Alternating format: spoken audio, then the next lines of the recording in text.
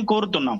Right. ఇదే విషయంపై 6 జిల్లాలలో వందలాది కిలోమీటర్ల విస్తరణ ఉన్న సింగరేణి కాలరీస్కు సంబంధించి అది కొమరం భీం ఆసిఫాబాద్ జిల్లా కావచ్చు, భద్రాచలం యాదాద్రి కావచ్చు, భద్రాచలం కావచ్చు, ఖమ్మం కావచ్చు, మంచిర్యాల కావచ్చు, పెద్దపల్లి కావచ్చు, లేకపోతే భూపాల్పల్లి కావచ్చు, వందలాది ఎకరాలకు సంబంధించి వందలాది కిలోమీటర్ల మీద విస్తరణలో ఉన్న ఈరోజు సింగరేణి కాలరీస్ 72 మిలియన్ టన్నుల ఉత్పత్తి చేసి ఈరోజు దేశంలోనే ప్రధానంగా నిలబడినది.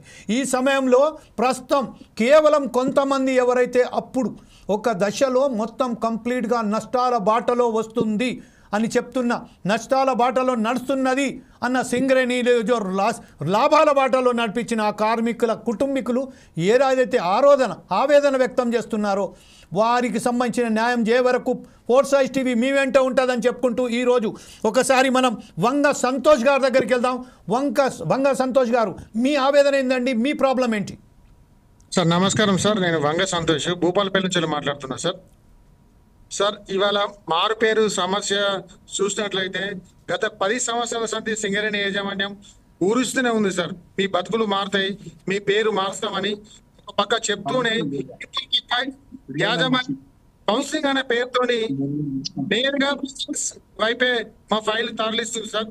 ఇవాళ మా బాబు చూసినట్టయితే దినదినం 100 ఏళ్ల గండం అన్నట్టుంది సార్. మా బతుకులు 30 నుంచి 45 సంవత్సరాలు మా తండ్రులు నిజాయితీగా సింగరేణిలో కష్టపడి పనిచేస్తే కంపెనీ మెడికల్ ఇన్వాలిడేషన్ చేసి వారసునికి ఉద్యోగం ఇవ్వాల్సిన టైంలో నీ 2 పేర్లు ఉన్నాయి, రికార్డులో ఒక పేరు మరియు మీ సంతాపూర్లో ఒక పేరు అని చూపిస్తూ మమ్మల్ని ఇవాళ విజిలెన్స్ ముందు ఒక దోషిగా నిలబెట్టింది సార్ మా తండ్రిని మరియు మా కార్మికుల యొక్క కుటుంబాలను. ఇవాళ ఒక పక్క డిప్యూటీ సీఎం భట్టి విక్రమార్క గారు చెప్తున్నారు ఏటా 1000 ఉద్యోగాలు భర్తీ చేస్తాం వారసులో కానీ ఒక పక్క చెప్తూ, ఇంకో పక్క అదే సింగరేణి యాజమాన్యం విజిలెన్స్ పేరుతో మారుపేరు కుటుంబాలను ఉద్యోగాలు ఇవ్వకుండా వేధిస్తుంది సార్.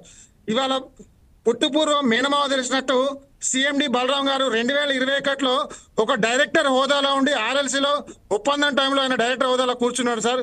అదేవిధంగా ఇదే సంవత్సరం జరిగినటువంటి మార్చి 7 అండ్ 8వ తారీఖు నాడు స్ట్రక్చర్ మీటింగ్ అండ్ జేసీ సమావేశాల్లో గుర్తింపు ప్రాతినిధ్య సంఘం ఆధ్వర్యంలో ఒక ఒప్పందం కూర్చుకున్నారు సార్.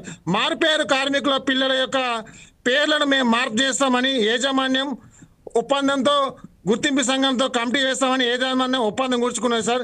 ఈ ఒప్పందంలో అప్పుడున్న డైరెక్టర్ గారు ఇప్పుడు సిఎండిగా ఉన్నారు సార్. ఇంతకు మించి సింగరేణి యాజమాన్యంకు తెలియనిది ఏం లేదు సార్. కేవలం కమిటీల పేరుతో కాలపని చేస్తూ ఇవాళ మా కుటుంబాల యొక్క దిగజారిపోయిన బతుకులుగా మిగిలిపోయినాయి సార్. ఒక పక్క సింగరేణి యాజమాన్యం కోటాను కోట్ల రూపాయలు మా తండ్రులతో పనిచేయించుకొని లాభాలు వెనకేసుకున్నారు. ఇవాళ ప్రభుత్వ పథకాలు కూడా 50% సింగరేణి యాజమాన్యం లాభాల వాటా నుంచి వస్తున్నాయి సార్. అసలు వాస్తవానికి మా తండ్రులు ఒక జీవితాలను చూసినట్లయితే లిక్కర్ సీసాలు వేరుకుంటూ వచ్చిన పెన్షన్ మెడిసిన్కే సరిపోక రోడ్డు పక్కన ఉన్న లిక్కర్ సీసాలు ఏరుకుంటూ పోగు చేసుకుంటూ కుటుంబాన్ని వెళ్ళగొస్తున్నారు సార్. మా గోస చూసినట్లయితే ఇవాళ దీన పరిస్థితులు ఉన్నాం సార్. దయచేసి ఈ లైవ్ ఛానల్ ద్వారా ప్రభుత్వం దృష్టికి మా మారుపేరు యొక్క సమస్యను తీసుకెళ్లి పరిష్కరించే దిశగా తీసుకెళ్లాలని నేను మీ ఛానల్ కోరుకుంటున్నాను సార్. రైట్.